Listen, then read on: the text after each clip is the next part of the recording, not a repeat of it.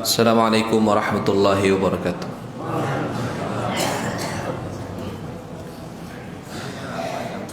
Alhamdulillahirabbil alamin. Wa usalli wa usallim ala khairi khalqillah Muhammad ibn Abdillah wa ala alihi wa ashabihi wa man ihtada bihadihi wa man istanna bi sunnatihi wa man iktafa atharahu ila yaumiddin. Amma ba'du. Alhamdulillah, syukur kepada Allah Subhanahu wa taala. Selawat dan salam untuk Nabi kita Rasulullah Muhammad sallallahu alaihi wasallam beserta keluarga dan para sahabat beliau. Bapak Ibu para jamaah kajian kaum muslimin rahimakumullah. Kembali kita lanjutkan kajian tafsir Al-Qur'an pada pagi hari ini. Hari ini kita masuk pada ayat 15 surat Al-Ma'arij. Setelah pada pertemuan yang lalu kita membahas tentang orang-orang yang masuk neraka, kemudian mereka berusaha agar semua orang-orang yang mereka kenal, apakah itu anak, istri, saudara kandung dan sebagainya, kecuali orang tua, bahkan seluruh manusia, itu bagaimana agar bisa menjadi penggantinya untuk masuk ke dalam api neraka. Tapi kita jelaskan bahwa Allah berfirman dalam Al-Quran, kullu nafsin bima kasabat rahina. Setiap jiwa bertanggung jawab atas apa yang telah dia kerjakan masing-masing selama di dunia. Maka di sini pada ayat yang ke-15 Allah Subhanahu wa taala menjelaskan kepada kita bahwa tidak akan mungkin seseorang itu bisa melimpahkan dosanya kepada orang lain. Dan tidak akan mungkin seseorang itu bisa menggantikan, atau orang lain itu bisa diminta untuk menggantikan dirinya untuk diazab di api neraka, itu tidak mungkin. Maka di sini langsung saja kita baca ayatnya. A'udzubillahi minasyaitonirrajim. Kalla innaha ladha. Kalla ini artinya adalah, kalau bahasa kita, tidak akan pernah mungkin dan tidak akan pernah bisa seseorang itu menggantikan atau meminta digantikan oleh orang lain untuk diazab di neraka. Atau bahasa sederhananya lagi, tidak mungkin seseorang itu dosanya dilimpahkan kepada orang lain. Innaha ladha, sesungguhnya dia di sini maksudnya adalah neraka. Jadi api neraka itu sifatnya, bentuknya seperti apa? Ya, sifat neraka itu apa yang digambarkan oleh Allah Ta'ala dalam ayat ini? Ini menceritakan tentang sifat neraka itu seperti apa. Dan Bapak Ibu rahimakumullah, salah satu adab dan salah satu sunnah bahkan, kalau kita mendengar neraka disebutkan di hadapan kita, maka disunnahkan bagi kita untuk meminta perlindungan dari api neraka. Ya, disunnahkan bagi kita untuk minta perlindungan dari api neraka. Bisa kita baca dengan bahasa Indonesia juga, apa, ya Allah, selamatkan aku dari api neraka. Itu sunnah. Sebagaimana yang dilakukan oleh Nabi sallallahu alaihi wasallam dalam salat. Sebutkan dalam beberapa hadis, Nabi sallallahu alaihi wasallam itu kalau salat, ketika beliau membaca atau sampai pada ayat tentang rahmat Allah, surga dan ridha Allah dan pahala, maka beliau berhenti kemudian berdoa kepada Allah agar Allah Subhanahu wa taala memberikan rahmatnya, surga kepada Nabi SAW. Begitu juga kalau Nabi SAW membaca ayat-ayat yang berkaitan dengan azab Allah, neraka dan sebagainya, maka beliau minta perlindungan kepada Allah dari api neraka. Itu salah satu sunnah. Kalla innaha ladha. Ini ada kata ladha. Kalau dalam tafsir Ibnu Katsir, ladha itu artinya adalah yasifun nara wa shiddatu harriha. Jadi ladha itu shiddatu har. Shiddah itu artinya sangat tinggi, sangat berat. Har itu artinya panas. Jadi ladha itu artinya adalah api yang sangat panas. Dan kalau kita cerita tentang api neraka ini kan sudah sering saya sebutkan beberapa ayat-ayat yang menjelaskan sifat api neraka ini seperti apa. Oh, dalam ayat ini itu kata ladha itu artinya adalah berada pada puncak panasnya. Dan dalam hadits Nabi SAW itu kan disebutkan api yang kita bakar di dunia ini itu kalau dibandingkan dengan api yang akan digunakan oleh Allah Subhanahu wa taala untuk mengazab manusia dan jin yang kufur kepada Allah ataupun yang banyak berbuat maksiat kepada Allah taala, maka api neraka itu lebih panas 70 kali lipat lagi daripada panasnya api dunia. Nah, dijelaskan oleh Allah taala dalam ayat ke-16 setelahnya, api yang panas itu kalau ada manusia yang masuk di dalamnya, termasuk jin juga, ya, termasuk jin juga masuk ke dalamnya, apa yang terjadi pada manusia tersebut? Maka Allah katakan di sini nazza'atan lisyawa. Nazza'atan lisyawa. Nazza'ah itu artinya secara bahasa artinya adalah melepas, melepaskan. Jadi api itu, api yang berada pada puncak panasnya tersebut, itu kalau ada manusia yang masuk ke dalam api neraka, termasuk jin juga ya. Ini sekali lagi saya ulangi, jin juga diadab di neraka sebagaimana manusia diadab di neraka. Sebagaimana yang Allah katakan dalam Al-Quran, la amla'anna jahannama minal jinnati wan nasi ajma'in. Kami akan penuhi neraka itu dari golongan jin dan manusia. Jadi jin itu diperintahkan untuk beriman kepada Allah dan beramal soleh sebagaimana manusia diperintahkan untuk beriman kepada Allah dan beramal soleh. Bahkan para ulama menyatakan bahwa syariat Nabi Muhammad ini berlaku untuk jin dan manusia tanpa ada perbedaan sama sekali. Sampai pada tata cara ibadah solat, jin harus solat sebagaimana jin melihat Nabi solat. Bahkan jin juga harus puasa sebagaimana jin melihat Nabi puasa. Artinya tata caranya harus sama seperti puasanya Nabi. Bahkan jin juga diwajibkan untuk membayar zakat sebagaimana manusia juga diperintahkan untuk membayar zakat. Sama dia. Karena Nabi SAW mengatakan, aku diutus oleh Allah Ta'ala litsaqalain, untuk jin dan manusia. Nazza'ah, melepaskan. Lisyawa, syawa itu, coba kita bayangkan ayam bakar dulu Pak. Masing-masing membayangkan ayam yang sedang diletakkan di atas bara api. Kalau terlalu lama jadi apa dia? Gosong deh. Itu namanya syawa.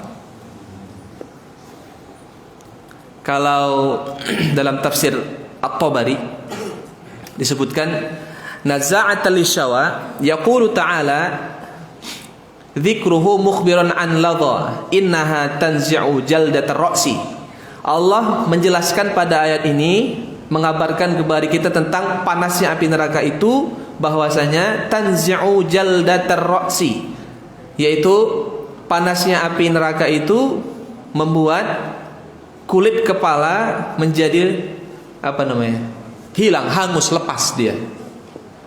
Kalau bahasa kita ini melepuh, kulit kepala itu menjadi melepuh dan hangus serta hilang dari kepala seseorang.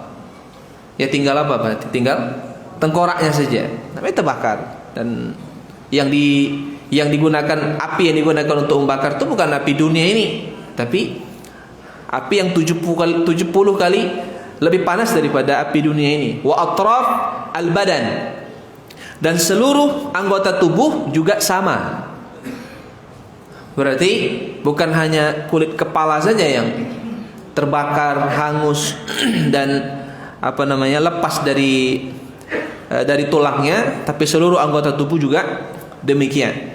Kemudian dalam tafsir At-Tabari juga dijelaskan ada beberapa riwayat, di antaranya adalah tahriku kulla syai'in minhu, yaitu membakar semua anggota tubuh manusia, tidak tersisa sama sekali. Wa yabqa fuaduhu nadijan, dan tinggallah hatinya, hati kita ini itu matang. Matang berarti ya terbakar juga. Itu sifat api neraka. Ini dalam ayat ini, itulah makna dari kata ladha. Jadi api yang sangat panas yang membakar seluruh tubuh manusia, tinggal hatinya saja yang tidak hancur dia. Dan itu Allah katakan itu kan berat ya. Dan ternyata ada rahasia, salah satu hikmah yang dikaji oleh para ulama, kenapa Allah Subhanahu wa taala memilih api untuk mengadab di hari kiamat. Itu ada sebab. Ternyata dikaji oleh para ulama kita, bentuk siksaan yang paling berat adalah membakar dengan api. Itu paling berat siksaan jika dibandingkan dengan semua siksaan yang ada. Mau disayat-sayat pakai pisau, pakai pedang, atau dicambuk, atau dipukulin, atau dimutilasi dan sebagainya, itu masih lebih ringan daripada membakar. Maka dalam sebuah hadis Nabi sallallahu alaihi wasallam, beliau melarang kita membakar hewan. Enggak boleh.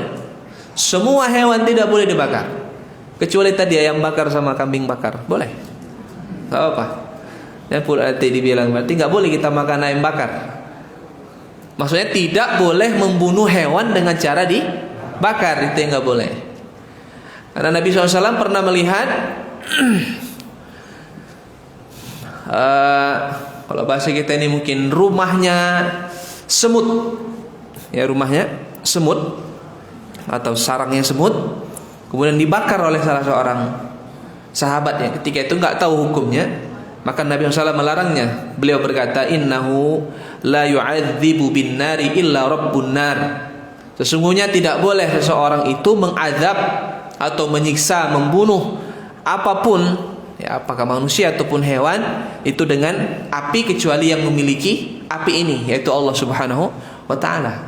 Sangat berat. Makanya Bapak Ibu rahimakumullah, di antara 7 orang atau 7 golongan yang masuk dalam kategori mati syahid adalah orang yang mati karena terbakar. Orang yang mati karena terbakar ini itu masuk dalam kategori orang yang mati syahid.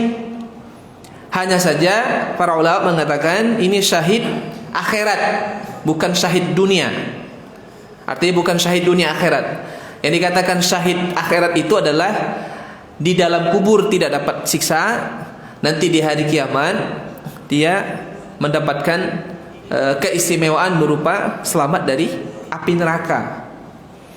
Nah, sedangkan syahid dunia akhirat, nah ketika dia mati atau meninggal di dunia, syahid di dunia, artinya saat di dunia itu jenazahnya tidak perlu dimandikan, ya. Bahkan pun ada sebagian ulama mengatakan tidak perlu disolatkan, karena untuk apa disolatkan lagi, udah pasti masuk surga dia. Salah satu sebab kenapa kita menyolatkan orang yang meninggal adalah supaya kita minta kepada Allah agar dosa-dosanya diampuni. dan diberikan rahmat oleh Allah Subhanahu wa taala. Itu kalau mati syahid dalam peperangan.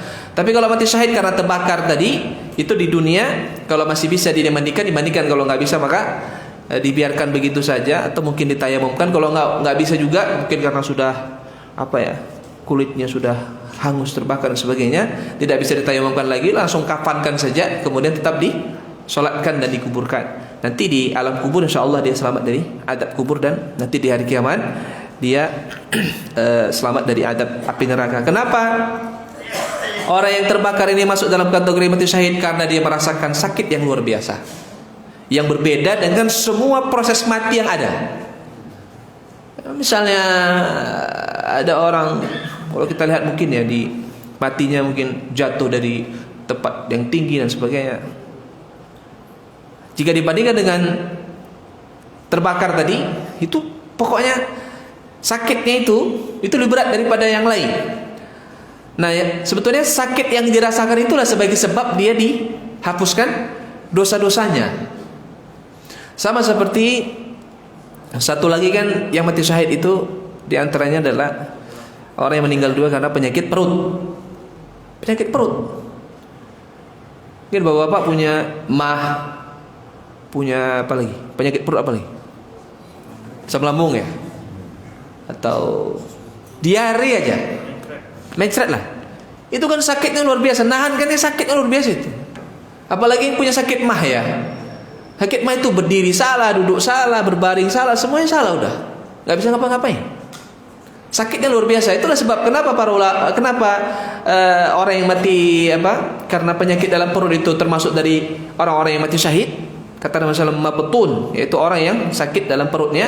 Kalau kata Imam An-Nawawi atau Imam Syafi'i, di antara dua ini saya ragu, mengatakan bahwa karena dia merasakan sakit yang luar biasa.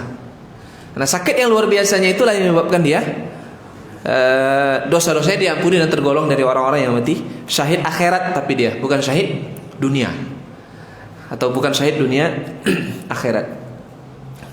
Jadi kalau begitu, bolehkah kita berdoa kepada Allah agar kita ini nanti matinya dibakar saja atau mati terbakar? Nggak boleh. Boleh kita berdoa kepada Allah agar kita ini mati kena penyakit dalam perut saja? Nggak boleh juga. Semuanya nggak boleh, karena kita diminta oleh Nabi SAW untuk senantiasa berada dalam keadaan al-afiyah. Kan dalam zikir pagi kan ada, Allahumma inni as'aluka al-afwa wal afiyata fid dunya wal akhirah. Ya Allah, aku memohon kepadamu ampunanmu, wal afiyah. Al-afiyah, apa arti afiyah? Ya sehat jasmani dan rohani, sehat badan, sehat pikiran, sehat hati, sehat amalan, semuanya sehat. Itu namanya afiyah. Enggak boleh kita minta yang buruk-buruk. Tapi kalau kita minta kepada Allah, misal wafatkan dalam keadaan husnul khotimah, itu bisa, dan itu memang diminta. Ya, apakah husnul khotimah dalam keadaan sedang beramal soleh, atau misalnya wafat pada malam Jumat misalnya, memang ada keutamaan, walaupun sebagian ulama mengatakan hadisnya tidak sahih, tapi jumhur ulama mengatakan meninggal dunia pada malam Jumat itu ada keutamaan. Ya, itu kembali kepada makna dari kata naza'atan lisyawa. Tadi sedikit saya lebarkan terkait dengan orang-orang yang mati terbakar. Oh, dalam ayat lain itu kan dijelaskan oleh Allah Subhanahu wa taala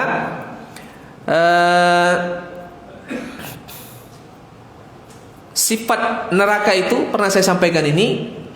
Kalau dalam surat Al-Ghasyiyah itu kan ada tusqa min ainin aniyah. Jadi orang-orang yang berada di neraka itu juga mereka haus, mereka butuh minum, tapi minuman yang mereka minum itu juga berada pada puncak panasnya. Kalau diminum, nah itu disebutkan dalam surat yang lain, itu ada kata taqatta'a am'a'ahum. Kalau diminum minuman yang ada di neraka tadi, air yang panas itu, maka usus ya, atau lambung mereka itu terpotong-potong ususnya, lambungnya hancur saking panasnya. Makanya ketika nanti Bapak Ibu bisa baca dalam surat Al-A'raf, orang-orang yang berada di neraka itu kan mereka bisa melihat orang-orang yang masuk surga. Dalam situ ada kata an afidu alaina minal ma. Jadi orang yang di neraka ini melihat orang-orang yang di surga minum minuman yang enak-enak gitu kan. Jadi mereka manggil, "Hai, berikanlah kepada kami minuman yang kalian minum itu. Berikanlah kepada kami makanan yang kalian makan itu." Apa kata orang-orang di surga tadi? Walaupun kenal baik di dunia, apakah itu keluarga dan sebagainya, semuanya, tapi karena sudah masuk neraka ya sudah, nggak bisa menolong. Maka yang di surga tadi berkata, qalu innallaha harramahuma 'alal kafirin. Sesungguhnya Allah mengharamkan ini yang kami pakai, yang kami minum, yang kami makan ini untuk kalian. Haramkan. Berarti kan orang-orang di neraka ini juga mereka butuh makan. Nah, neraka yang seperti ini sifat-sifat neraka sedikit digambarkan ya. Nanti pada kesempatan lain mungkin ada ayat-ayat yang berkaitan dengan sifat neraka yang lain, nanti kita bahas. Neraka yang seperti ini untuk siapa? Siapa orang-orang yang mendapatkan azab seberat ini nanti di hari kiamat? Ternyata Bapak Ibu rahimakumullah, sebelum saya lanjutkan pada ayat yang ke-17. Kalau saya sampaikan neraka itu nanti akan berbicara di hari kiamat, percaya atau enggak? Neraka dia ngomong, berbicara sebagaimana kita berbicara. Percaya atau enggak? Kenapa percaya? Apa dalilnya? Mana dalilnya? Ini gaib ini. Kita ini kalau cerita gaib harus pakai dalil, nggak boleh nggak pakai dalil. Coba kita lihat mana dalilnya. Ini ayat yang ke-17. Apa kata Allah sini? Tad'u. Apa arti tad'u? Dakwah. Dakwah itu artinya apa? Memanggil. Manggil itu pakai apa? Pakai suara kan? Maka neraka nanti akan berbicara. Ternyata neraka itu sudah manggil-manggil. Neraka itu sudah memanggil. Siapa yang mereka panggil? Tad'u man adbara wa tawalla. Neraka itu memanggil. Siapa yang mereka panggil? Man itu artinya siapa? Adbaro. Adbaro itu artinya berasal dari kata dubur. Dubur itu belakang. Berarti orang-orang yang berpaling ke belakang. Jadi kalau dikasih apa? Dikasih nasihat, dikasih dibacakan Al-Quran, diajarkan agama ini, dia nggak mau dengar, pergi dia. Ya, pergi dia. Ini cerita kayak gini, Bapak Ibu, ada sebuah hadis Nabi SAW. Ketika Nabi duduk seperti ini, nggak apa-apa saya sebutkan sedikit, karena ada kata adbaro tadi itu, mumpung teringat sebagai faidah pelajaran. Nabi sedang duduk seperti ini bersama sahabat dalam masjid. Kemudian ada 3 orang yang datang secara bersamaan. Ya, ada 3 orang yang datang secara bersamaan, lewat maksudnya. Yang satu datang, lihat ada pengajian seperti ini, ada Nabi sedang menyampaikan dakwahnya, menyampaikan ilmu. Satu langsung datang, duduk di di depan. Dia cari posisi depan, dia duduk di depan. Itu yang satu. Yang kedua, duduk di belakang. Dia datang tapi duduk di belakang, kayak ibu-ibu yang di luar-luar tuh ya, belakang. Kenapa dia duduk di belakang? Karena dia malu-malu. Namanya datang terlambat, ya malulah duduk di belakang. Mau ke depan malu, duduk di belakang. Satu lagi kemana? Adbar. Adbar itu cabut ya, nggak mau datang, nggak mau duduk, dia pergi.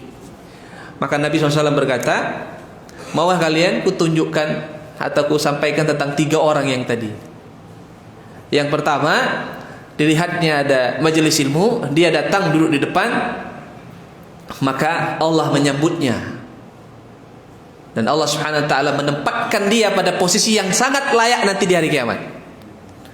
Nah, ini Bapak Ibu, makanya kalau ada majelis ilmu itu jangan suka duduk di belakang, ke depan. Allah sambut. Cuma kita nggak terasa kalau Allah sedang menyambut kita. Ahlan wa sahlan, welcome. Saya aja Bapak Ibu paling senang kalau undangan ke walimah. Nah, itu ada ibu-ibu Aisyah itu kan. Begitu nampak saya jalannya udah disambut, Ustaz, sini Ustaz, silakan. Senang sekali. Tapi kalau undangan nggak ada yang kenal, nggak ada yang nyambut kan nggak enak. Ini Allah yang nyambut Bapak Ibu. Makanya terkadang ini disuruh maju saat hidup bilang Bapak Ibu yang di belakang maju ke depan, Bapak yang di depan, nggak ada yang maju, biar aja lah. Nggak disambut sama Allah. Allah yang nyambut, kemudian apa kata Rasulullah, dan Allah akan tempatkan dia pada tempat yang layak nanti dia. Artinya masuk surga ini orang. Kenapa? Karena dia ini sabiqun bil khairat. Karena dia itu termasuk dari orang-orang yang cepat berbuat baik. Nggak mikir-mikir dia, mana mikir-mikir itu ada tempat kosong, aku harus duduk di situ. Karena fastabiqul khairat. Berlomba-lomba dalam kebaikan. Yang kedua kemana tuh? Duduk di belakang. Lihat nih. Yang duduk di belakang kata Rasulullah. Adapun orang yang kedua, dia duduk di belakang. Kenapa duduk di belakang? Karena dia malu. Maka Allah pun malu kepadanya. Kamu malu, ya sudah, Allah pun malu. Sama-sama malu lah. Artinya apa? Enggak disambut oleh Allah SWT. Cuma senyum aja mungkin. Tapi tetap diapresiasi. Jadi berbeda perlakuan Allah yang pertama dengan yang kedua. Jadi ini juga jadi dalil bahwasanya Allah juga memiliki sifat apa? Malu. Tapi jangan disamakan malunya Allah seperti malunya manusia atau malunya makhluk. Nggak bisa. Menunjukkan bahwasanya ya apa yang kita buat seperti itulah balasan Allah berikan kepada kita.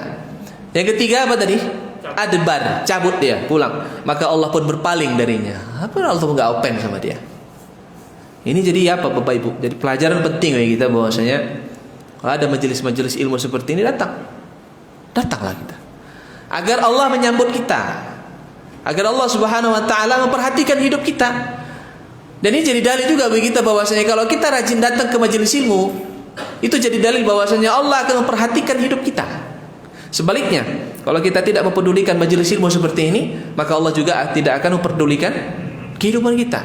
Makanya sebab kenapa orang yang rajin belajar ini, ngaji seperti ini, hadir ke majelis ilmu, hidupnya bagus. Baik hidupnya. Jadi orang soleh, keluarga juga sama. Kenapa? Karena dibimbing oleh Allah, Allah sambut. Allah perbaiki keadaannya.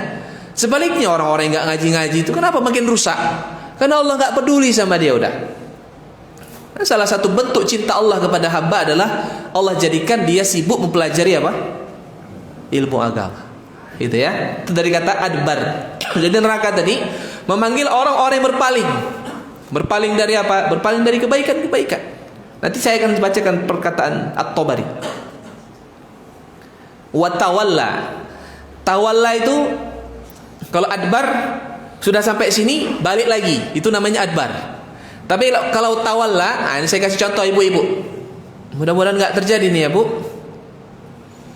Ibu punya masalah sama kawan ibu, tetangga kayak atau siapa aja. Di suatu hari ibu lewat dari sini, nampak dari kejauhan siapa Bu? Orang yang ibu sedang SKT tadi sama dia, bahasa Medannya.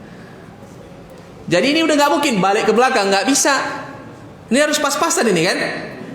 Nah, tapi apa? Berpaling sedikit, agak pura-pura belok ke kedai beli cabai, padahal nggak ada niat beli cabai. Itu namanya apa tadi? Tawalla. Nah, jadi nggak balik dia. Kalau adbar balik. Kalau tawalla dia hadapi tapi dia pergi, nggak mau dia dengar.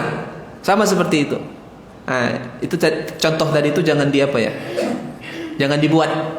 Justru seharusnya kalau memang harus ketemu ya sudah, ucapkan apa? Assalamualaikum.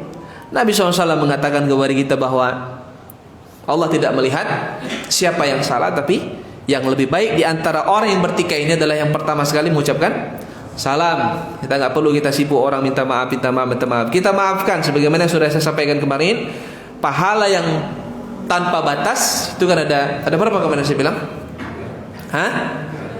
Ada 3 atau 2? Yang pertama puasa, yang kedua sabar, yang ketiga memaafkan. Itu yang perlu kita sampaikan. Kalau kata At-Tabari, tapi sebelum saya sebutkan At-Tabari, Bapak Ibu rahimakumullah, tadi saya sebutkan neraka itu memanggil ya. Neraka itu memanggil, berarti neraka itu berbicara. Ini saya sebutkan 2 dalil ya, 2 dalil dari Al-Quran dan Hadis bahwasanya neraka itu berbicara. Neraka itu berbicara. Kita nggak usah bayangkan bagaimana suaranya, bagaimana berbicaranya, tapi yang jelas neraka itu berbicara. Yang pertama nanti bisa buka surat Qaf ayat 30. Ini kalau kita baca ayat ini ngeri. Kalau saya tanya Bapak Ibu rahimakumullah, neraka itu luasnya seberapa? Luas neraka itu seberapa? Luas neraka itu sama luasnya seperti luasnya surga. Luasnya surga itu berapa? Wasari'u ila magfirati min rabbikum wa jannatin 'arduhas samawat wal ard. Yaitu luasnya seluas 7 lapis langit dan 7 lapis bumi. Itu luas surga. Dan luas neraka juga sama. Sangat luas. Bumi ini ya, bumi yang kita pijak ini kan bumi yang pertama ini, lapisan yang pertama. Dan kan nggak ada orang hidup di langit ya, nggak ada hidup di langit orang. Semua di bumi yang lapisan pertama ini. Bumi ini aja masih belum penuh ini kan nggak penuh kan. Dari mulai Nabi Adam sampai sekarang nggak ada penuh, masih banyak tempat-tempat di dunia ini yang kosong. Apalagi di lautan, nggak ada orang tinggal di lautan.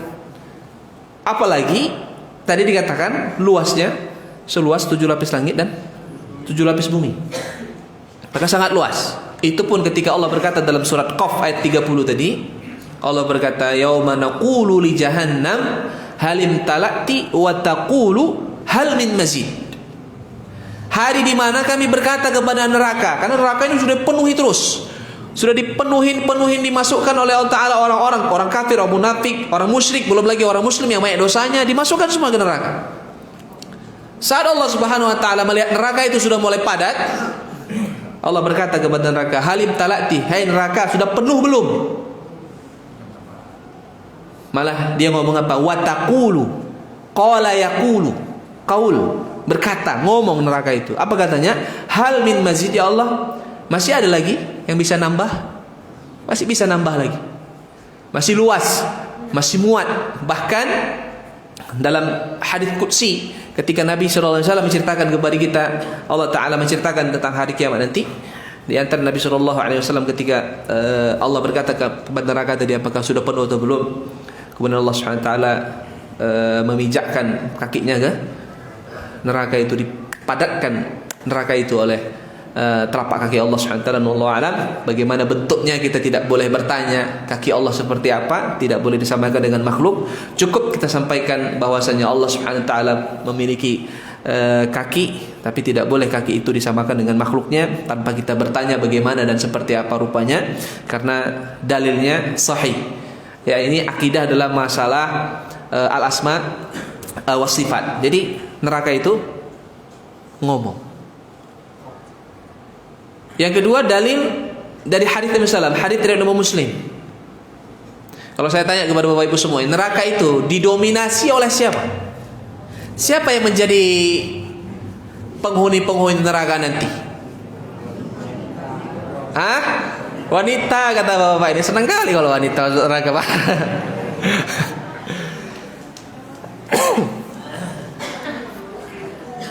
Siapakah yang mendominasi? Mau didominasi. Siapakah yang memenuhi neraka itu?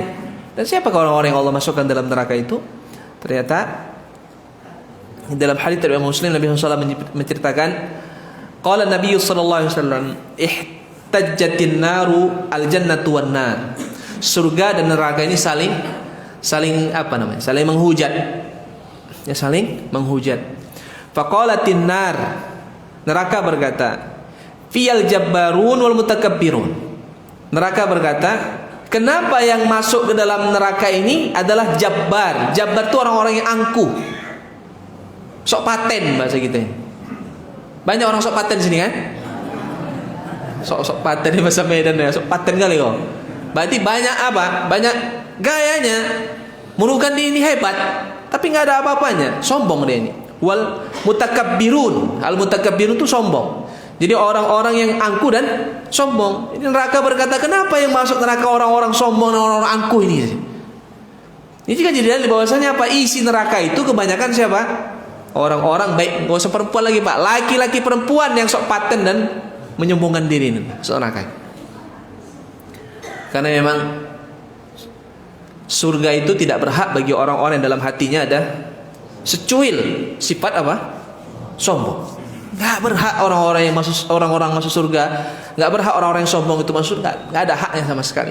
Sebagaimana yang Nabi SAW sebutkan bahwa la yadkhulul jannata man kana fi qalbihi mithqala dzarratin min kibrin, nggak masuk surga orang-orang yang dalam hatinya itu ada sebesar, kalau bahasa kita biji sawi, sifat sombong. Wa qalatil jannah, surga juga berkata, siapa penghuni surga kebanyakan?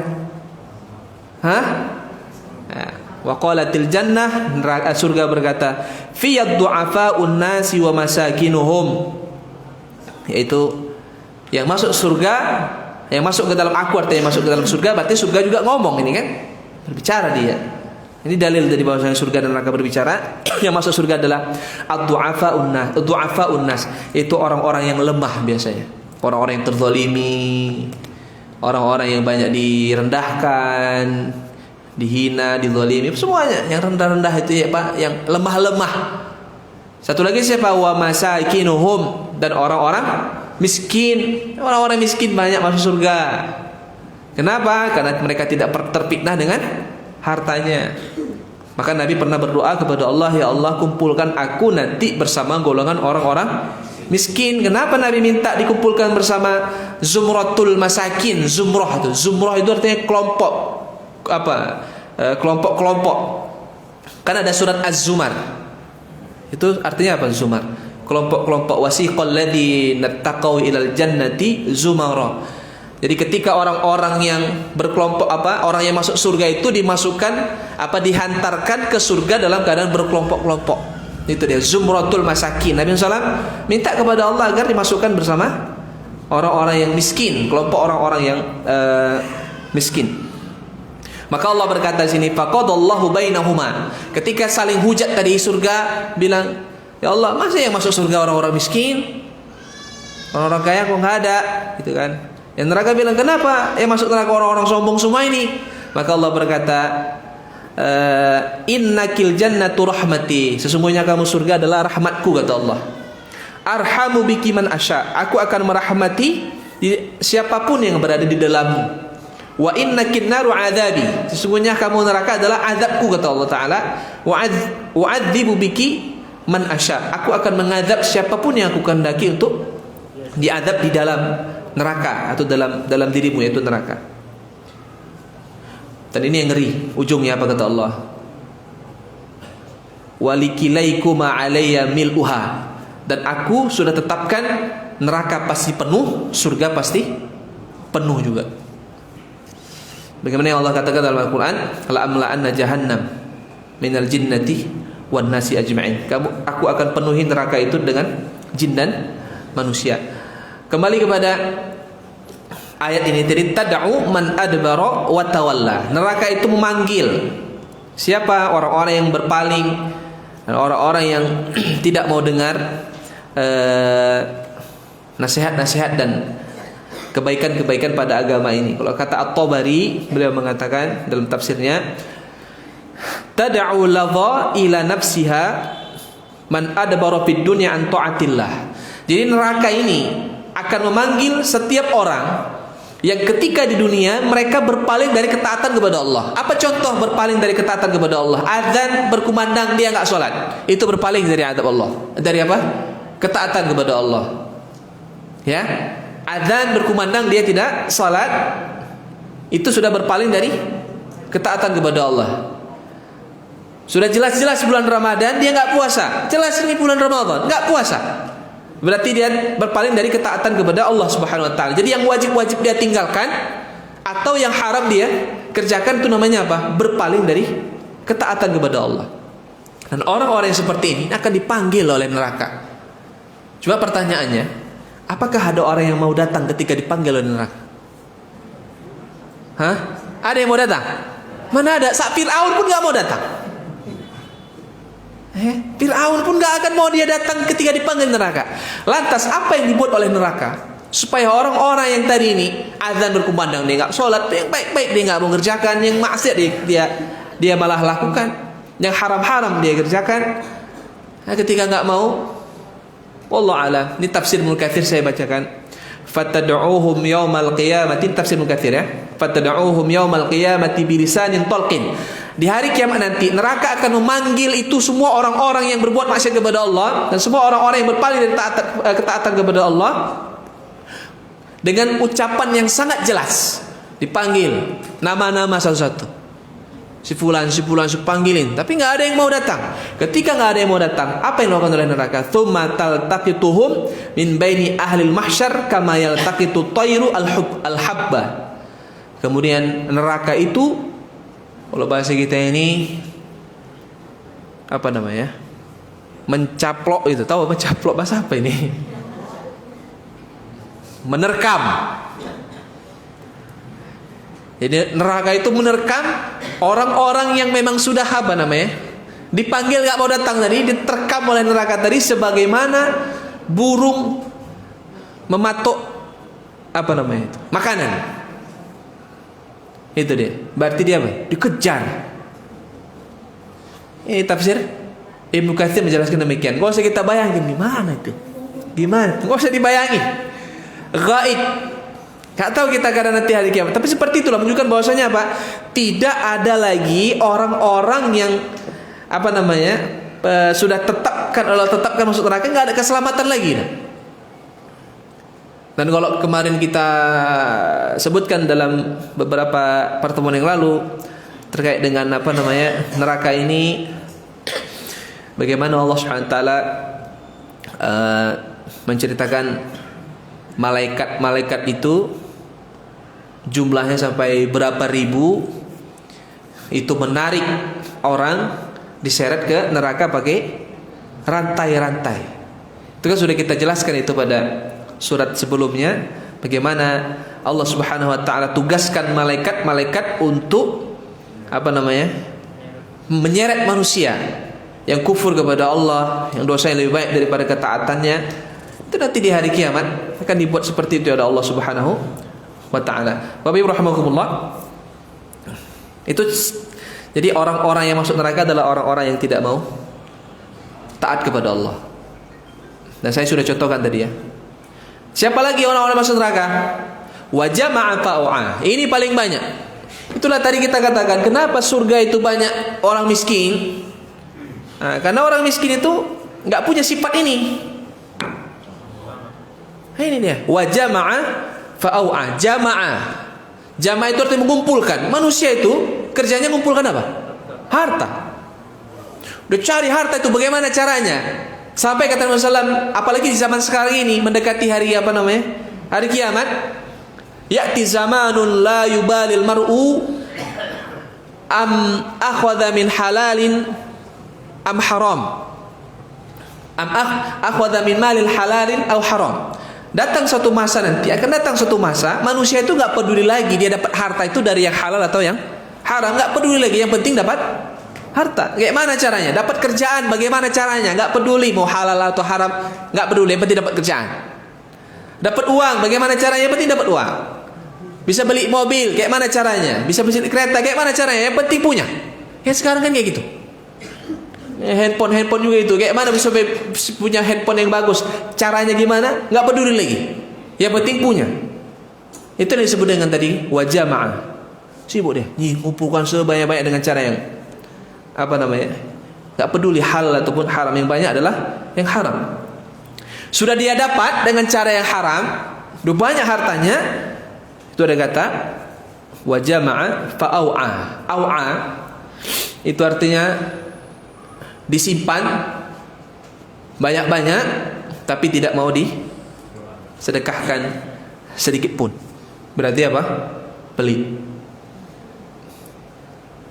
Kalau sini saya bacakan tafsir At-Tabari, wa jama'a fa'au'a, maknanya adalah wa jama'a malan fahamalahu fi wi'ain. Ini orang mengumpulkan harta sebanyak-banyak dengan cara yang haram, halal atau haram dia enggak peduli, kemudian dia letakkan di satu tempat, artinya disimpan wa mana haqqallahu minhu, dan dia tidak menunaikan hak Allah atasnya, berarti tidak disedekahkan.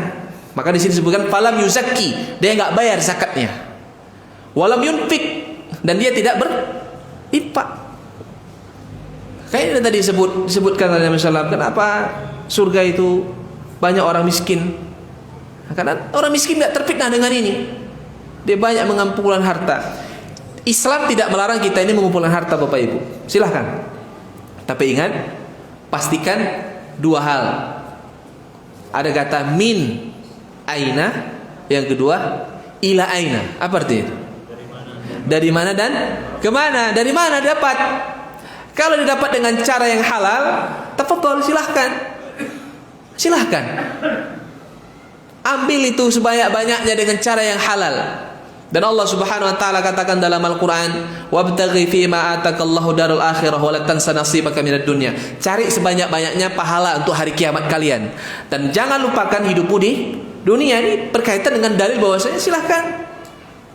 Kita ini cari dunia sebanyak-banyaknya tapi dengan cara yang halal. Minnya tadi, min, dari mananya itu pastikan halal. Kalau darinya tidak halal, ini nanti akan bermasalah. Di dunia bermasalah, di hari kiamat akan lebih bermasalah. Yang kedua, ila, kemana? Untuk apa ini? Makanya pastikan Bapak Ibu rahimakumullah, apa yang kita keluarkan ini, apa yang kita nafkahkan ini, yang kita keluarkan ini, pastikan minimal mubah dia sifatnya. Jangan yang haram. Kalau yang haram, nanti akan menjadi bala bagi kita di hari kiamat.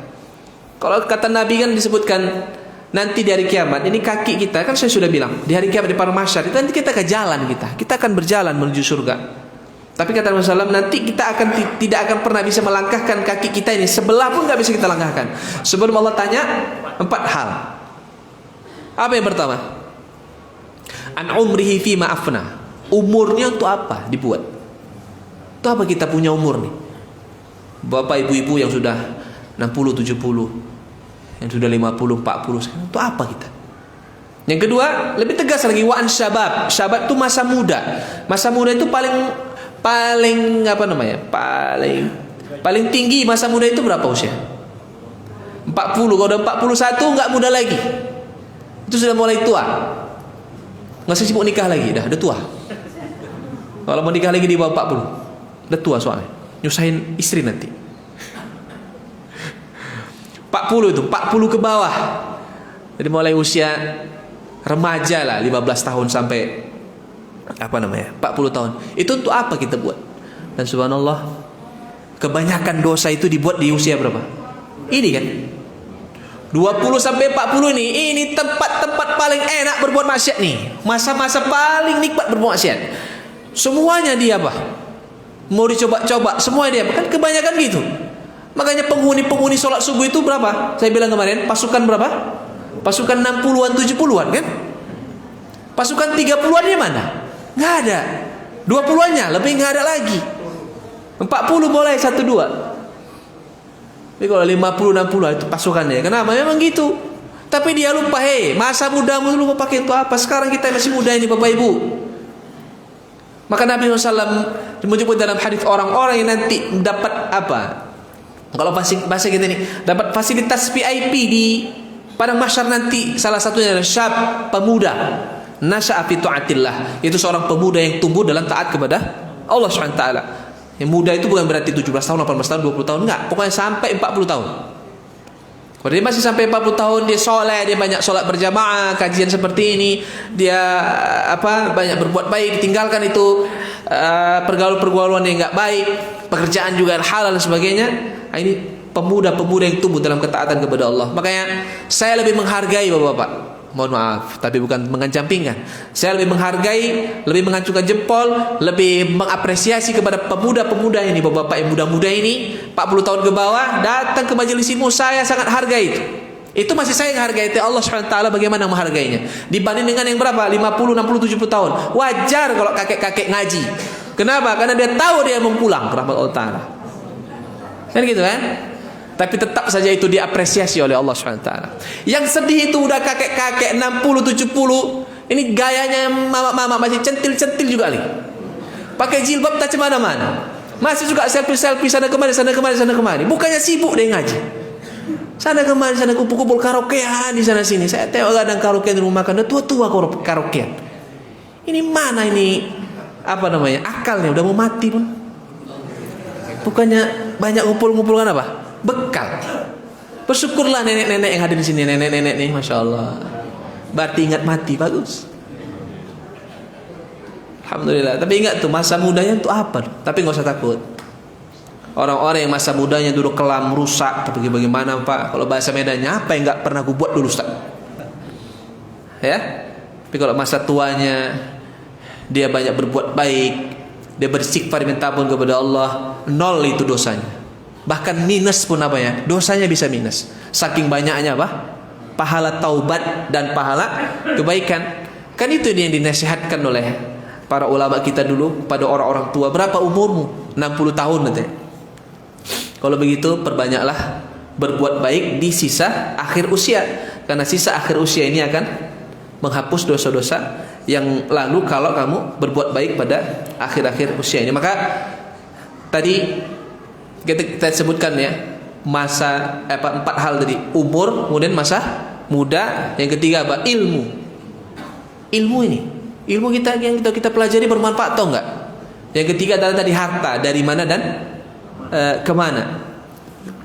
Jadi jangan kita ini jadi orang-orang yang termasuk nanti orang yang dipanggil oleh siapa tadi? Neraka. Kenapa? Banyak mengumpulkan harta tapi nggak bayar zakat. Banyak mengumpulkan harta tapi pelit, nggak berinfak, nggak bersodakoh. Dan sebetulnya zakat ini kan nggak banyak ya Bapak Ibu. Saya pernah sampaikan. Coba kita bahas sedikit nih ya. Kalau ibu-ibu punya emas, biasanya nabung emas, zakatnya nisabnya berapa? Berapa yang wajib apa? Berapa jumlahnya yang baru boleh apa? Sudah wajib zakat? 85 gram emas. Punya? 85 gram? Punya? Punya atau enggak? Enggak punya, Bu.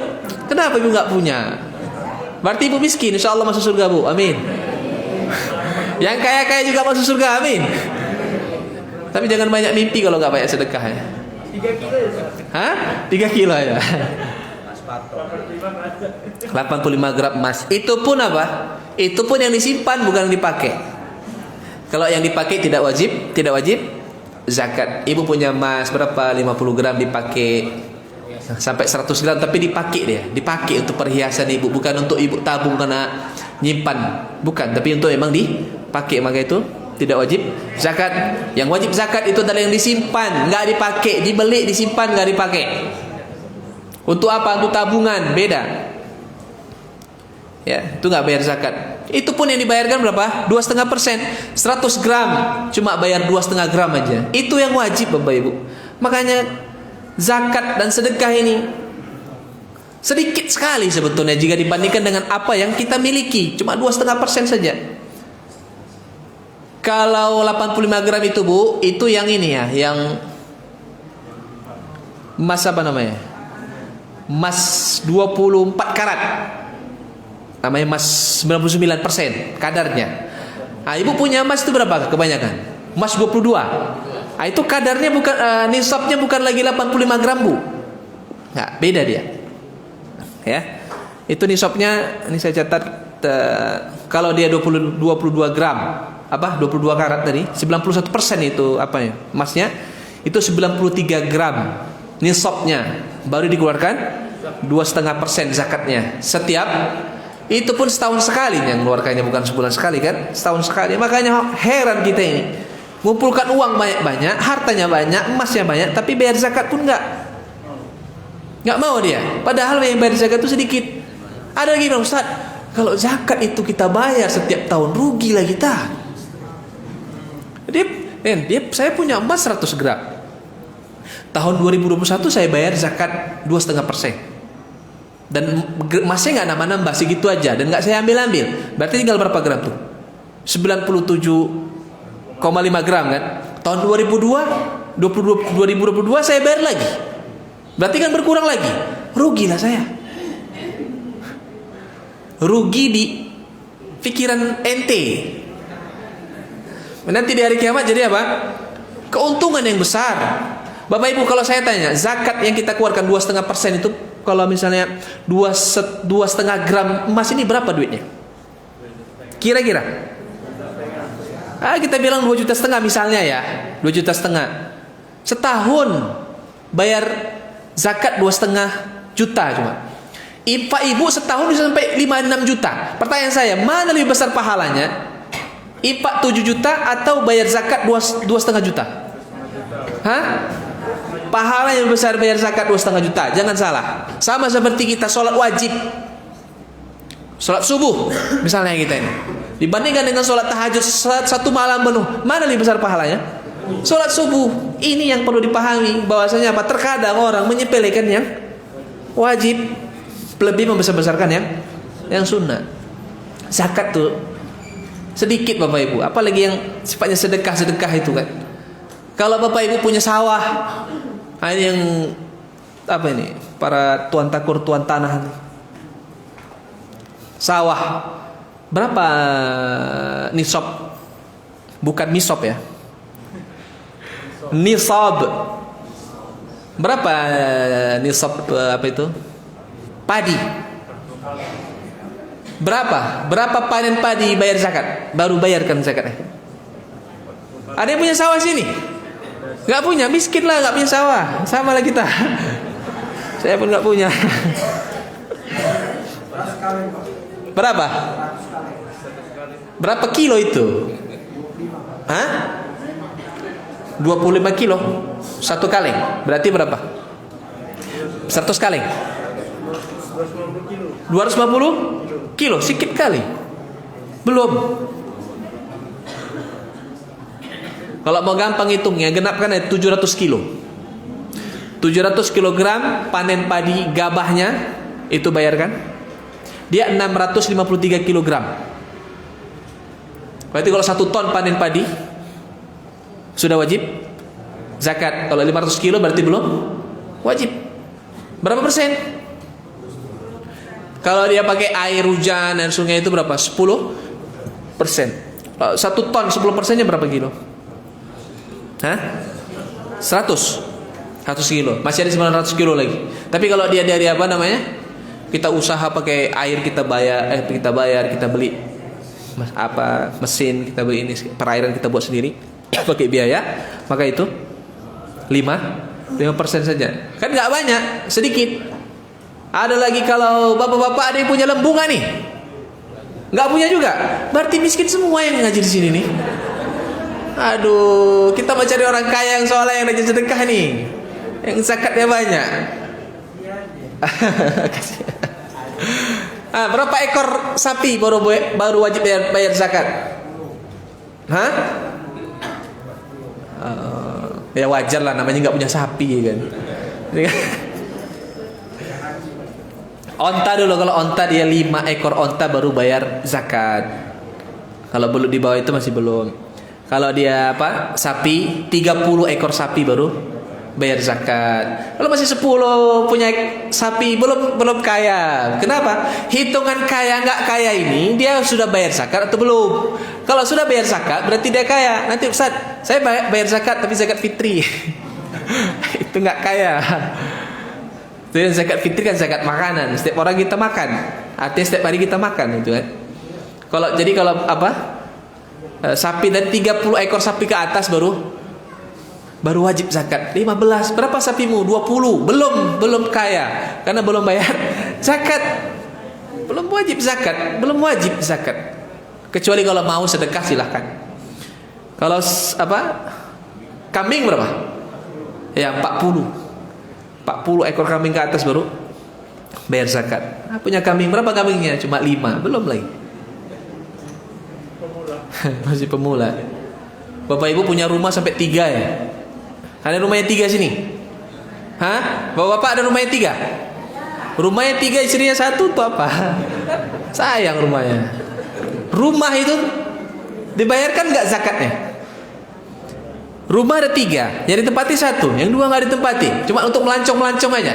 Di Brastagi ada 1 rumahnya, villa besar. Di tempat lain di Medan, di kota juga ada 1 lagi. Dia tinggal di Binjai. Karena di Binjai banyak orang soleh katanya. Itu yang 2 itu dibayarkan zakatnya? Nggak tahu karena nggak punya rumah. Rumahnya cuma 1, miskin masih ya, belum kaya. setiap rumah yang apa namanya, yang dimiliki oleh seorang muslim dan dia beli rumah itu niatnya memang untuk ditempati, walaupun sekali-sekali, bukan untuk sebagai investasi atau tabungan, maka dia tidak dibayarkan zakatnya, kecuali kalau niatnya untuk investasikan. Ini beli dalam waktu sekian nanti mau kita jual, itu baru namanya wajib zakat, nanti zakat perdagangan namanya. Punya kereta, berapa keretanya? 5, 4. Sepeda motor, berapa sepeda motor di rumah? 3. Ada 5 mungkin, ada 4, ada 2. Wajib zakat nggak? Nggak punya juga sepeda motor? Punya lah ya. Ya, yang Bapak Ibu punya rumah, punya sepeda motor, tapi yang dimiliki ini nggak wajib zakat semua, berarti belum kaya juga. Kata Nabi SAW, setiap kendaraan yang dimiliki oleh seorang muslim itu nggak bayar zakat, nggak wajib dizakati. Walaupun dia punya sepeda motor sampai 10, nggak wajib dizakati. Kecuali kalau niatnya apa? Niatnya sekedar lari dari bayar zakat, koleksi-koleksi yang nggak jelas itu nanti di hari kiamat dipertanyakan oleh Ta'ala, untuk apa kamu timbun-timbun harta ini tadi? Masuk dalam kategori apa? Menimbun-nimbun harta, termasuk juga nimbun minyak goreng. Nimbun minyak goreng itu dosa besar ya. Menimbun barang-barang yang menjadi kebutuhan pokok orang itu dosa besar. Masya Allah, minyak goreng mahal tapi ibu-ibu tetap rajin sedekah. Zakat profesi nggak ada ya Bapak Ibu ya. Nggak ada zakat profesi. Tidak ada namanya zakat profesi. Zakat penghasilan tidak ada. Yang ada itu Bapak Ibu punya penghasilan berapa setiap bulan, kurangi kurangi kebutuhan pokok, sisanya berapa, kalikan 1 tahun, jumlahnya di atas harga emas 85 gram atau tidak. Kalau belum, masih belum bayar zakat. Misal pegawai negeri berapa gajinya? Ngukur gaji orang pula gitu. Golongan 3A lah kira-kira. Mana nih pegawai negeri yang katakannya 4 juta, udah nggak apa-apa 4 juta. Anaknya berapa di rumah? 3. Oke, anak 3 masih sekolah semua, 1 SD, SMP, SMA. 3 ini ya. Sekolah 4 juta. Istrinya nggak kerja, ibu rumah tangga aja. 4 juta. Ini 3 anak berapa ini sebulan ini? 3 anak berapa ini sebulan? Ibu-ibu, 3 anak ibu sekolah berapa sebulan? Cukup 2 juta. Anaknya sekolah di pesantren semua. Pesantren Muhammadiyah Kuala Madu 800.000 uang sekolahnya. Kali 3 berapa itu? 2.400.000. Sisa berapa? Jajannya masing-masing 300.000 sebulan. 3 orang berapa itu? Sisa berapa? Tinggal 700. Makan Bapak Ibu di rumah gimana? Minus kan? Belum kaya PNS.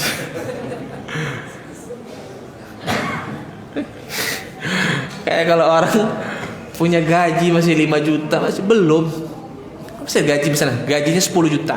Oke lah, semuanya dikurang-kurang. Dia bisa nyimpan 1 bulan bisa 3 juta. Dia simpan ini 3 juta 1 bulan. Karena mungkin anaknya sekolah dan sebagainya, dia punya bulanan mobil atau apa, atau dia punya bulanan rumah dan sebagainya. 3 juta dia simpan 1 bulan. 3 juta kali 12 berapa? 36. Harga 85 gram emas berapa juta? 45. Masih belum lagi. Maka kata neraka tadi jangan sok paten.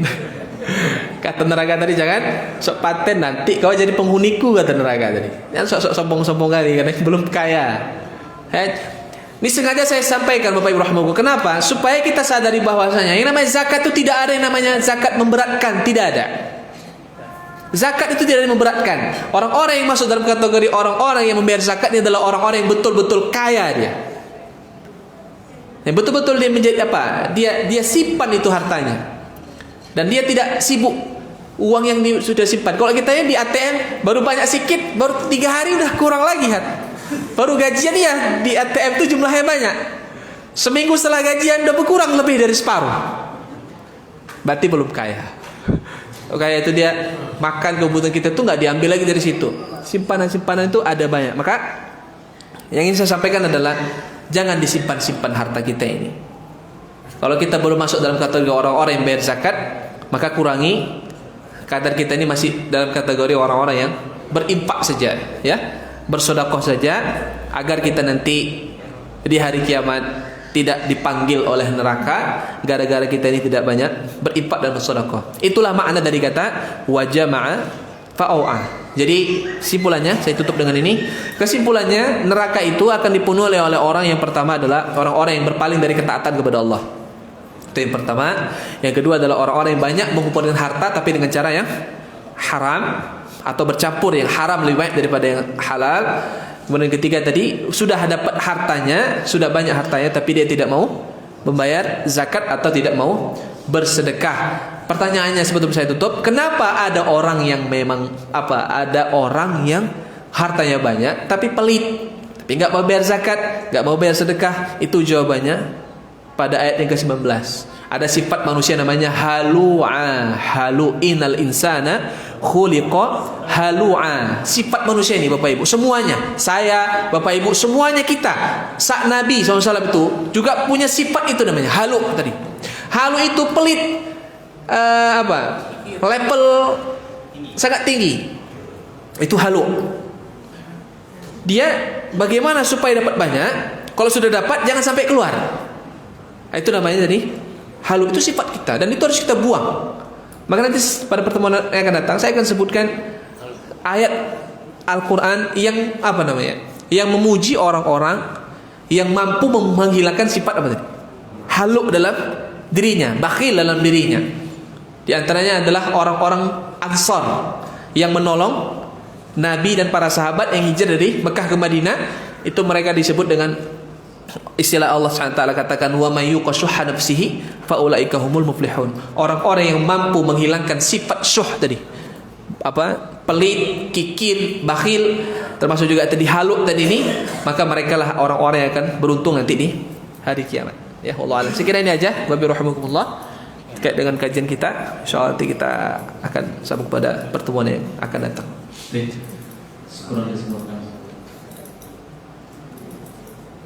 Assalamualaikum warahmatullahi wabarakatuh. Salam. Izin saya bertanya, ada 2 pertanyaan. Yang pertama,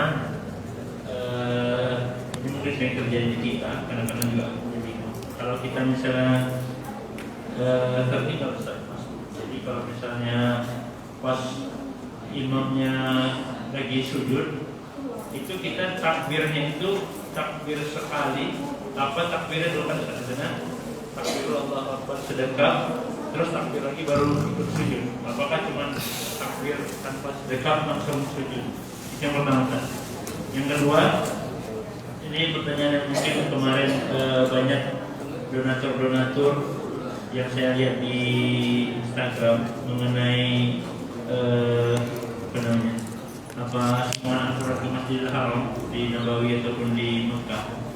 Itu kan banyak hal Ustaz yang menyumbang Al-Quran itu Ustaz. Itu kan mungkin bukan Indonesia ya, mungkin seluruh dunia 7 juta. Itu kemana Ustaz yang Al-Quran lamanya itu yang mungkin kan kalau sudah masuk baru nanti diambil sama petugasnya, itu ditaruh kemana? Atau apa disemuakan lagi ke masjid yang lain? Gimana? Ustaz, ingin bertanya Ustaz. Ini Ustaz, ketika kita bekerja, yang terkadang pekerjaan itu mungkin kita lalai atau lupa, atau bahkan terkadang kita mungkin telat dalam masuk bekerja, tapi gaji kita kadang full gitu.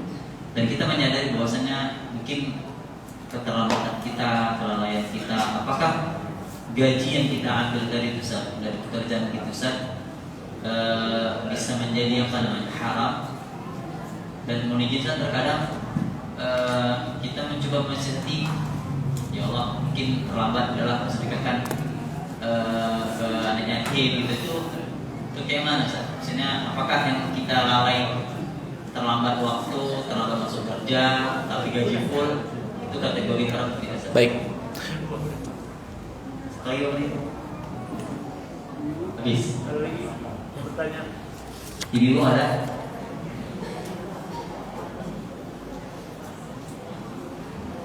Assalamualaikum warahmatullahi wabarakatuh. Salam. Mengenai Ustaz yang pahala tanpa batas yang memaafkan itu. Nah, misalkan kan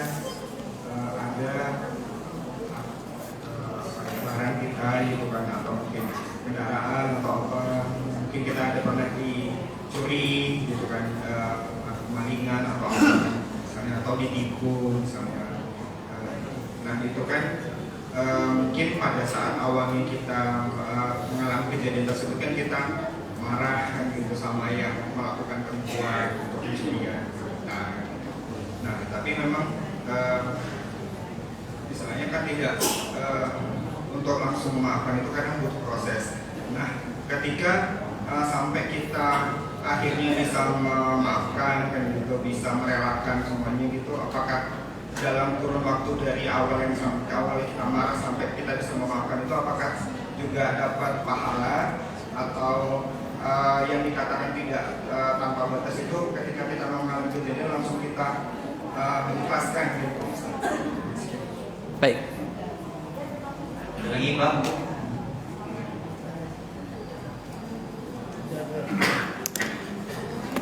Ada lagi? Assalamualaikum warahmatullahi wabarakatuh. Salam. Pak Ustaz, ini ada musim-musim vaksin ini, saya tengok kita katanya mula-mula sampai anggota DPR bilang tidak ada pemaksaan. Tapi kita tengok kenyataannya aparat dari polisi maupun tentara, anak-anak sampai dibuka-buka. Ya, itu sampai ada bukan lagi sakit sampai meninggal orang divaksin itu karena dipaksa. Itu ngajaran menjegal-jegal itu menurut hukum bagaimana Pak Ustaz? Pak Ustaz. Assalamualaikum warahmatullahi wabarakatuh. Ada lagi Pak? Ada lagi Pak? Cukup, ada lagi? Hah? Lagi Kaisar. Ibu-ibu merajuk gara-gara dibilang banyak pun neraka sama bapak tadi. Assalamualaikum Ada pertanyaan, Ustaz? warahmatullahi wabarakatuh. Assalamualaikum. Ustaz, mengenai berita yang hangat minggu kemarin mengenai ritual maut yang di laut di daerah Jawa sana. Apabila kita tahu yang melakukan ritual itu adalah saudara kita seakidah Islam, namun kita juga tahu yang dia lakukan itu merupakan ritual kesyirikan. Terlebih lagi dia dalam membawa sesajen gitu. Apakah jenazahnya masih wajib kita sholatkan atau tidak? Terima kasih Ustaz. Assalamualaikum warahmatullahi wabarakatuh. Assalamualaikum warahmatullahi wabarakatuh. Ada Salam. satu Ustaz, yang mungkin yang agak vital, apalagi yang mengenai hukum BPJS Ustaz. Yang sekarang itu mungkin seperti mau diterapkan nanti jual beli itu pakai BPJS. Sementara mungkin BPJS sendiri belum ada yang nyatakan itu bahwasanya ini sudah halal atau gimana gitu. Kalau sudah diajarkan MUI atau segala macam. Baik, cukup ya. Banyak nih. Hah? Satu orang aja Ibu mewakili. Pertanyaannya Bu, bukan curhat Ibu.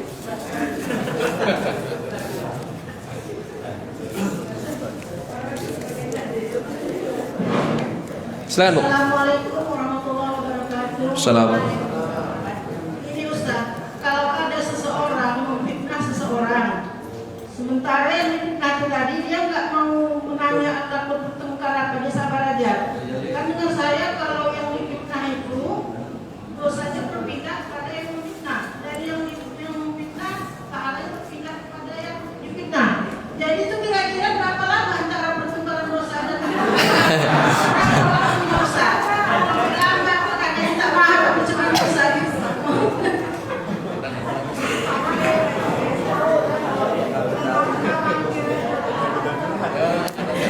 Sarido, tolong kasih Bu itu pertanyaannya bagus-bagus.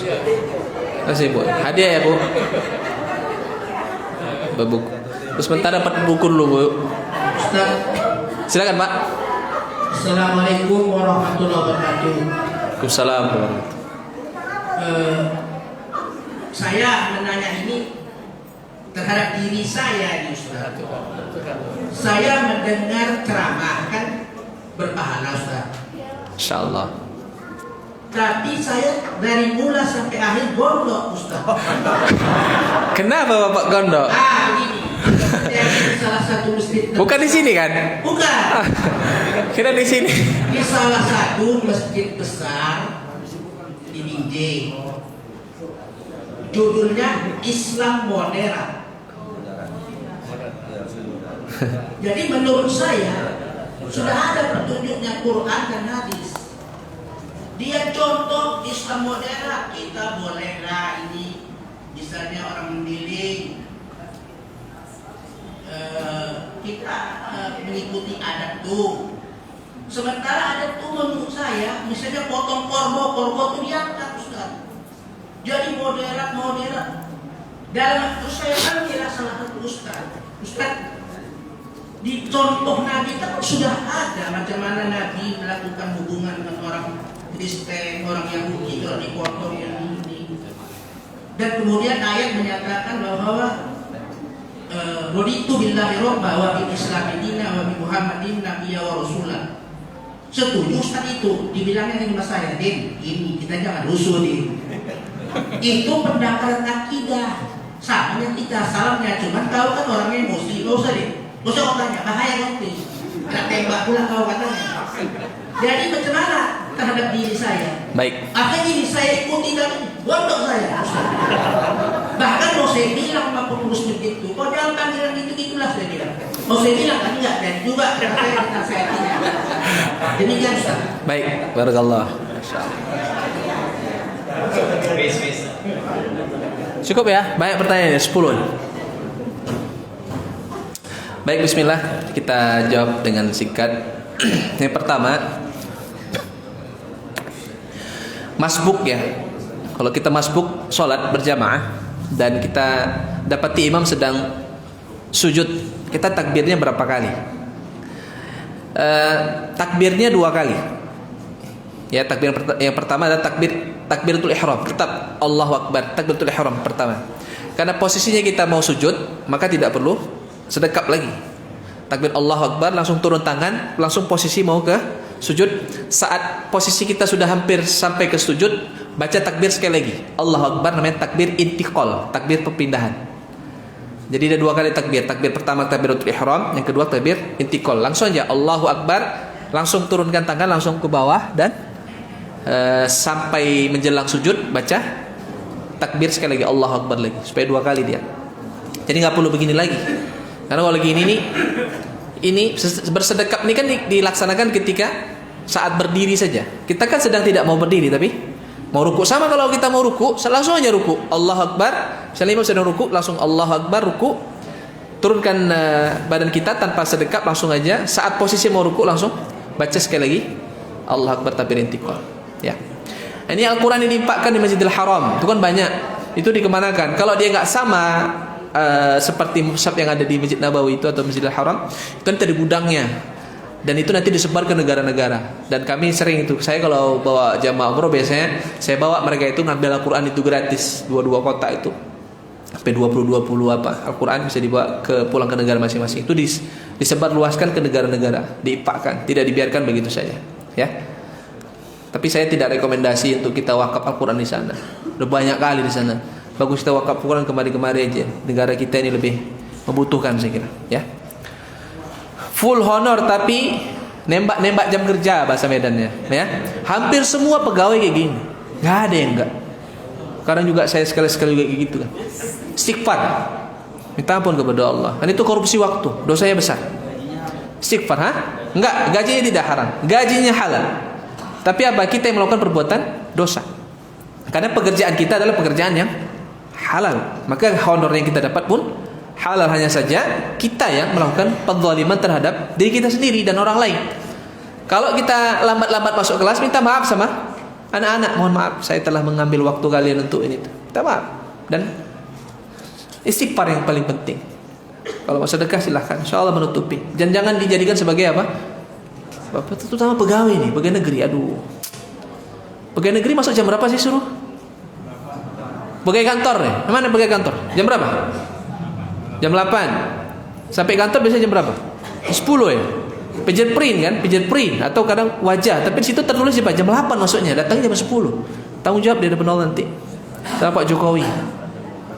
Ya. Dosa. Udah kayak gitu semua sistemnya Ustaz. Ya kita yang rubah, kita berubah. Kita datang tepat waktu, enggak apa-apa, enggak ada orang. Apa-apa. Supaya apa nanti? Enggak ditanya di hari kiamat. Apalagi uang rakyat itu kan. Gaji pegawai negeri uang rakyat, uang kita semuanya. Makanya dosanya terlalu banyak. Kapoklah jadi pegawai negeri. Kalau zalim, ya, kalau zalim. Kalau tepat waktu, alhamdulillah barakah. Dan jangan ada yang katakan pegawai negeri itu hukumnya haram. Enggak, dulu-dulu kali ya itu tidak benar. Maksudnya dulu-dulu kali itu ada pendapat mengatakan haram. Tidak demikian. Memaafkan tapi berjarak, pahalanya sempurna atau tidak? Ini enggak ada ketentuan, Pak. Yang penting apakah memaafkannya setelah sekian-sekian. Tapi Nabi SAW memberikan waktu berapa? 3 hari terkait dengan ini. Karena Nabi berkata tidak halal bagi seorang muslim dan muslim yang lain saling tidak percakapan lebih dari 3 hari. Jadi jangan sampai lebih dari 3 hari. Insya Allah kalau di 3 hari ini, setelah 3 hari sudah kita ikhlaskan lillahi ta'ala, udah insya Allah dapat pahala tanpa batas, gitu ya. Pemaksaan vaksin. Jadi gini Pak, saya sama seperti BPJS ya, sama. Kalau peraturan negara ini, ketentuan negara, yang negara ini memang menentukan suatu peraturan-peraturan yang sifatnya tidak maksiat kepada Allah dan Rasulnya, maka ketentuan dalam negara kita, ketentuan dalam agama kita adalah taat dan patuhi. Maka taat dan patuhi, ikut saja. Kalaupun seandainya kita ini ikuti itu, wallahu a'lam, walaupun sampai sekarang masih isu-isu saja kan, tidak terbukti. Kalaupun terbukti 1-2 mungkin ada penyakit-penyakit khusus dan mungkin ada hal-hal yang lain. Kalaupun seandainya gara-gara vaksin dia meninggal, seandainya, insya Allah hitungannya mati dalam keadaan baik. Kenapa? Karena niatnya menjaga nyawa manusia. Kita ini vaksin untuk apa? Untuk menjaga nyawa kita juga dan menjaga nyawa orang lain. Kan gitu. Dan saya nasihatkan udahlah, isu-isu ini itu udahlah, ikutin aja lah dari pemerintah ini. Walaupun ada kita lihat kejanggalan-kejanggalan sebagainya, kalau kita memang nggak mampu untuk banyak berbuat, ikuti instruksi pemerintah yang selagi tidak ada kata maksiat kepada Allah dan Rasulnya, maka itu lebih baik bagi kita dan itu sangat tepat sikap kita daripada kita melawan dan sebagainya. Kenapa dijemputin? Kenapa dipaksa-paksa? Karena disuruh datang nggak mau datang. Bukan dari awal begitu langsung ditangkepin, disuntik kan, enggak, dihimbau, dikasih waktu sekian bulan, di tempatnya sudah difasilitasi semua dan seterusnya, tapi enggak juga kan gitu. Berarti yang salah siapa? Salah kita, gitu ya. Jadi kalau sekarang tidak lagi ada kita, saya nggak mau vaksin, apa itu vaksin ya segala macam. MUI aja sudah mengatakan itu halal, kenapa kita ragu lagi? Atas dasar apa gitu? Saya juga vaksin, tinggal menunggu booster yang ketiga kalau ada. Kalau saya meninggal gara-gara vaksin, niatnya adalah menjaga nyawa dan menjaga nyawa orang lain. Allah akan memberikan penilaian di situ, insya Allah. Ya. Atau juga semua negara pakai vaksin kan. Hanya saja memang kita agak sedikit terlambat. Hukum BPJS itu haram hukumnya. Hukum awalnya haram. Tapi ini ada tapinya. Makanya sebetulnya bagus ini program yang ditetapkan oleh pemerintah terkait dengan BPJS ini. Bapak Ibu, sekarang Bapak Ibu nggak butuh sama BPJS. Kita lihat tetangga, dia miskin, gak punya apa-apa, sakit berat, gak sanggup dia bayar pengobatan. Kalau gak ada BPJS, siapa yang mau? Bapak Ibu mau nanggung biayanya? Jenguk aja enggak? Kan gitu kan? Jadi dalam fatwa kami para ulama, bukan kami, fatwa para ulama Indonesia ini, awalnya BPJS ini haram. Kenapa? Gharar dia. Orang bayar BPJS 10 tahun, masuk rumah sakit cuma cabut gigi aja, habis itu meninggal dia. Kan rugi dia kan? Ada orang masuk BPJS baru 5 bulan bayar, sakit berat, berbulan-bulan dia berobat, sampai opname, sampai segala macam, setahun meninggal dia. Untung dia kan? Gak bayar. Ini namanya apa? Gharar. Gharar itu gak jelas, ada unsur maisir, judinya. Tapi, ada tapinya, manfaat BPJS juga sangat besar dirasakan bagi orang-orang yang nggak mampu. Maka dalam fatwa-fatwa para asatidah kita di Indonesia ini, yang paling aman adalah ketika negara mewajibkan BPJS bagi seluruh rakyatnya, maka BPJS jadi halal bagi kita semuanya. Aman, kita aman ikut BPJS, justru bagus. Kalau diwajibkan itu justru kita bagus. Kalau kita ikut program BPJS ini, kita nggak dapat hukum gharar tadi. Kalau kita ikut BPJS, kita nggak akan kena dosa kita, karena sudah diwajibkan oleh negara, gitu dia.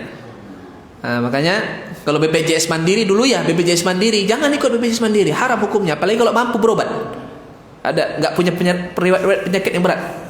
Nah, tapi kalau sekarang sudah diwajibkan oleh pemerintah, terlepas nanti ada penyalahgunaan dana, ada segala macam, itu bukan urusan kita itu. Kita ini tidak apa? Kita tidak dibebani untuk apa ya? Menghakimi pemimpin yang zalim. Kita nggak dibebani untuk itu. Kan Nabi sudah ajarkan, taati pemimpinmu walaupun dia zalim, dia ngambil hartamu, dia mukul kamu, taati saja karena masalahnya lebih besar. Kan gitu dia ya. Jadi BPJS hukumnya haram pada awalnya, tapi karena sudah diwajibkan oleh negara, maka ini diperbolehkan untuk diikuti. Gitu ya. Termasuk juga pegawai-pegawai negeri kan wajib dia ikut BPJS kan? Enggak berdosa dia. Pertukaran dosa sampai kapan? Jadi kalau ada orang memfitnah kita dapat pahala saja, Bu. Bukan dosa kita tertransfer ke dia, enggak. Itu enggak. Ya ada itu. Itu nanti di kapan? Di hari kiamat. Ibu difitnah olehnya, maka nanti di hari kiamat Allah berikan hak untuk ibu. Kamu dulu dizalimi sama dia, silakan kamu tuntut. Iya, saya mau dia menyelesaikan itu kezalimannya ke saya. Maka ibu dapat pahala dari pahalanya. Nanti kalau ternyata pahalanya habis, baru dosa ibu dilimpahkan kepadanya. Itu benar. Kalau di dunia enggak. Jadi kalau sampai kapan pertukaran dari itu pahala? Enggak ada pertukaran dosa, enggak ada. Yang ada apa? Kita dizalimi, kita sabar dapat pahala. Dia yang menzalimi, dia dapat dosa. Gitu saja. Ya, dan ibu dapat hadiah buku, alhamdulillah. Mengaji tapi gondok, Pak. Ya, betul. Justru ya baik. Justru kalau kita senyum-senyum saja, itu yang bahaya.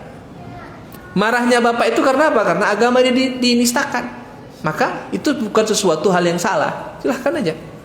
Tapi dalam belajar ini yang baik adalah kalau kita yakin benar apa yang disampaikan itu sebuah kesalahan, maka cara yang baik adalah datangin dia. Ajak berbicara secara tertutup, tapi jangan di hadapan orang banyak, itu nggak baik adab. Sampaikan. Nah, kalau kata cerita Islam moderat lah segala macam, nggak perlu lagi Pak. Islam ini sudah kafah, sempurna. Sudah disempurnakan. Al-yauma akmaltu lakum dinakum wa atamtu alaikum. Ini semua sudah sempurna. Kaedahnya sederhana. Yang sependapat itu salah, tapi semuanya nggak berani. Saya orang itu kontemporer sangat salah. Saya pernah nunggu orang Islam Nusantara. Jangan ya Pak ya, sabar Pak ya. Sabar ya Pak. Ilmu kesesatan yang disebarkan oleh orang, kita balas dengan kebenaran yang kita sebarkan juga. Jadi ketika ada hal-hal seperti itu dikhawatirkan menjadi fitnah bagi kita, di mana itu masjid tadi pengajian itu diadakan, minta sama pengurusnya untuk dihadirkan seorang yang paham tentang hal ini untuk meluruskannya. Jadi cara menolak keburukan adalah dengan menyampaikan kebenaran. Nah, dibalas dengan itu, bukan dibalas pakai ini. Nah, guna kita dibalas pakai apa? Kebenaran juga. Kalau hanya pakai ini saja, Bapak hanya zalimi balas sama dia, tapi berapa banyak orang yang sudah rusak pikirannya gara-gara ilmunya, sementara nggak kita sentuh lagi. Harus kita balas dengan kebenaran juga. Maka Ali pernah berkata apa? Kezaliman yang terorganisir itu lebih bisa punya pengaruh besar jika dibandingkan dengan kebaikan tapi tidak terorganisir. Artinya kebaikan ini juga harus kita susun supaya bisa diterima oleh banyak orang, gitu ya. Kemudian satu lagi, kalau kita sudah tahu orang seperti itu, jangan pernah lagi datang ke pengajiannya. Nggak usah datang lagi pengajiannya. Kenapa? Karena sudah jelas-jelas yang diajarkan adalah kesesatan. Ya, kalau cerita Islam modern ini Pak, ini Islam Nusantara ini semuanya.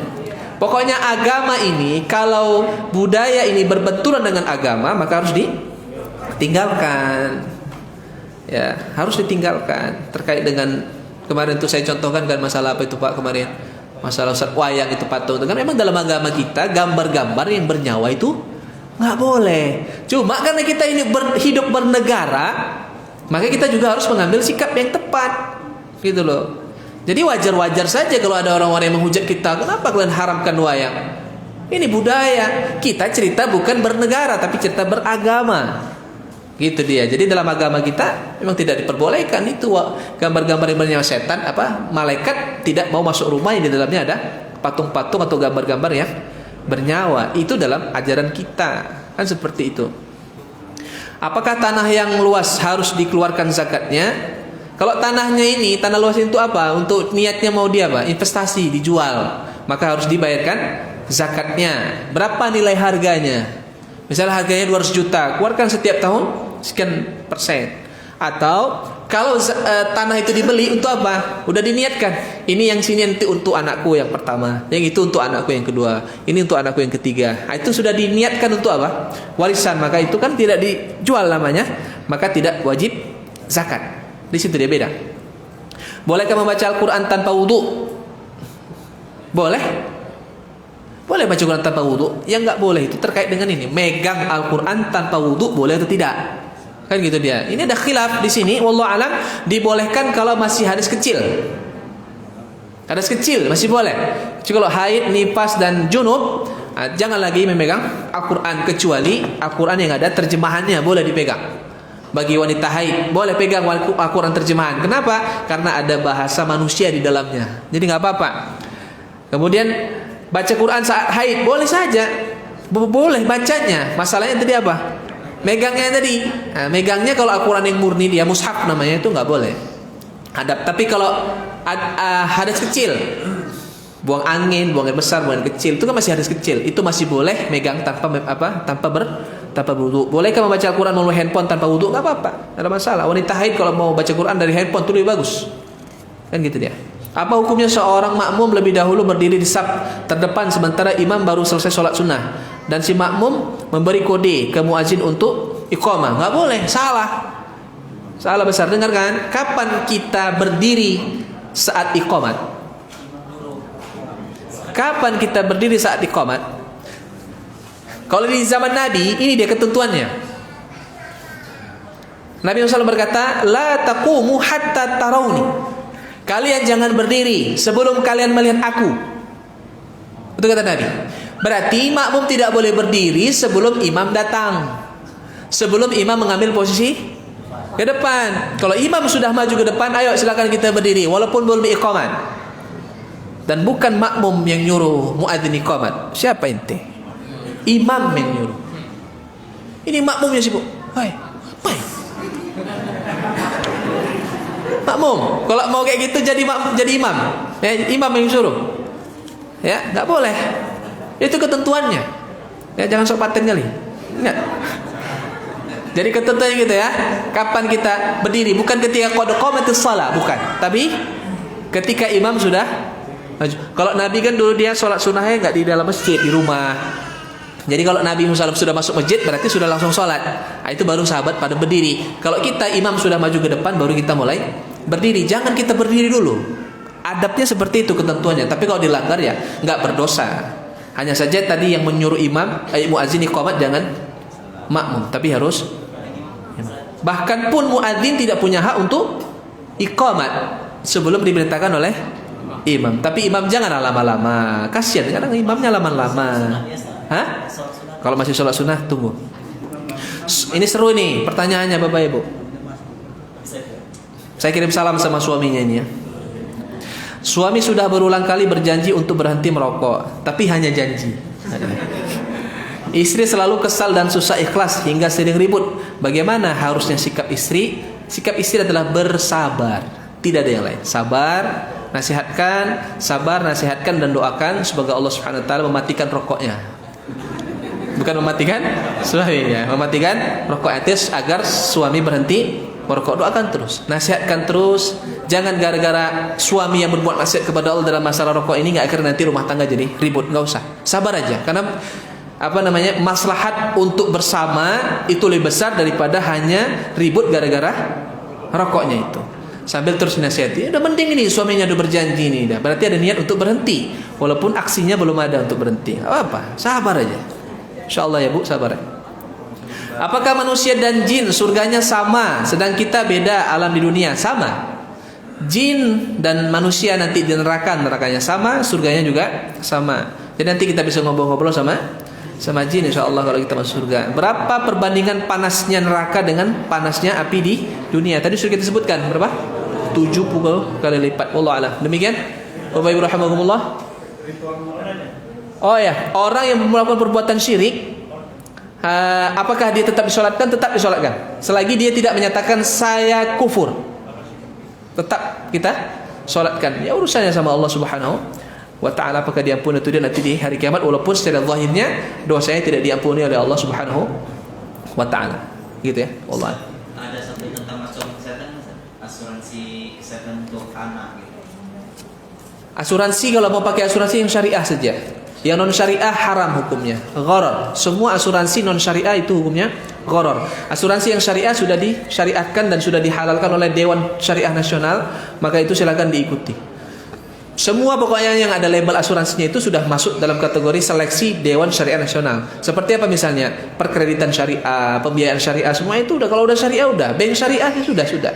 Jangan sibuk-sibuk itu segala macam, enggak ada. Karena sudah ditanggung jawabnya oleh para ulama. Kalau ada kesalahan urusan mereka, bukan kita. Gitu saja ya. Wallahu a'lam.